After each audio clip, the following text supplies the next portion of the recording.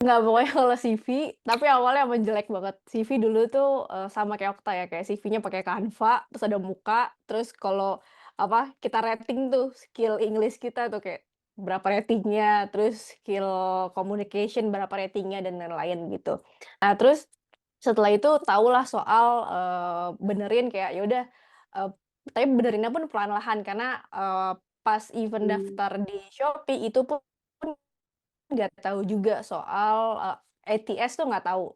Cuman tahu kalau CV yang bagus, waktu itu diajarin dosen, "Nggak usah pakai muka lu," gitu katanya. "Ngapain ada muka lu?" Kata dia, "Oke, mukanya jadi login, tapi tulisannya masih sama," gitu. Nah, alhamdulillah tapi itu tembus waktu itu ke Shopee. Nah, akhirnya pindah ke company lain, SDR di US company, itu juga masih CV yang sama sebenarnya, tapi akhirnya pindah untuk ke company yang sekarang, itu belajar dari, Okta, dari Nasya sama Kevin gitu. Mereka yang ngajarin kayak, "Kis, ada yang namanya ATS friendly, ini nih, lo kalau bikin CV kayak gini." Jadi diajarin beneran sama mereka, karena dulu tuh CV aku tuh bener-bener kayak cuman, handling communication, handling sales gitu doang. Jadi bener-bener straight to the point, nggak ada value-nya gitulah.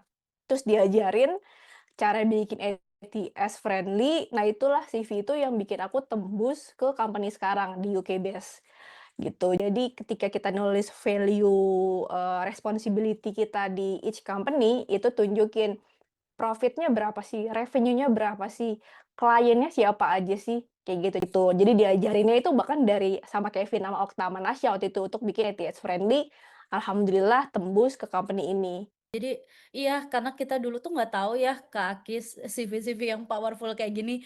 Kalian sekarang, ini guys, enak belajarnya tuh bener-bener, banyak source dan di Texels kan juga di-explore banyak ya soal CV ini. Kalau zaman-zaman kita dulu ya, Kis, ya udah pokoknya ada foto malah kita fokus ke fotonya, jujur banget nih, fokus ke fotonya harus bagus, profesional, padahal bukan itu sebenarnya. Poinnya kan, apa sih value yang pengen kita share gitu ya dari diri kita.